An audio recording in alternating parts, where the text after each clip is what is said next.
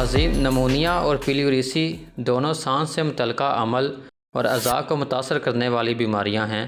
سانس لینے کا عمل ناک، گلے اور پھیپھڑوں کے باہمی کردار پر مشتمل ہوتا ہے۔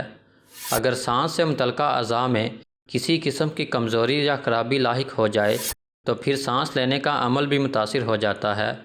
نمونیا اور پیلیوریسی کے درمیان بنیادی فرق بیماری کے لاحق ہونے کی وجہ اور جگہ ہے۔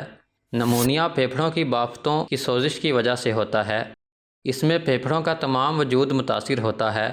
کبھی ایک طرف انفیکشن ہوتا ہے اور کبھی دونوں طرف، جبکہ پیلیوریسی کا مرض پھیپھڑوں کو ڈھانپنے والی بیرونی پتلی جھلیوں کی سوزش کی وجہ سے ہوتا ہے۔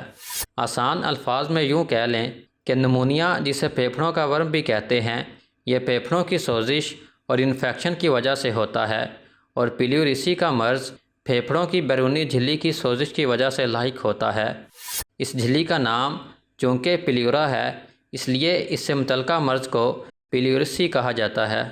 پیلیوریسی کو ذات الجنب اور ورم غشاء بھی کہتے ہیں۔ بعض اوقات یہ دونوں مرض اکٹھے بھی لاحق ہو سکتے ہیں یا کسی اور بیماری کی وجہ سے بھی لاحق ہو سکتے ہیں۔ مزید سہولت کے لیے ان دونوں کے درمیان فرق کو 2 کالم کی صورت میں اسکرین پر پیش کیا گیا ہے۔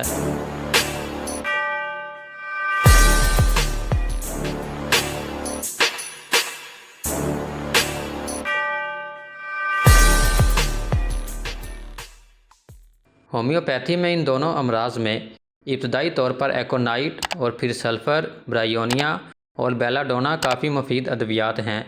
ان کے علاوہ مرض کی علامات کے مطابق دیگر ادویات کو استعمال کیا جا سکتا ہے، جیسے فاسفورس، اینٹیم ٹاٹ اور ہیپر سلف وغیرہ۔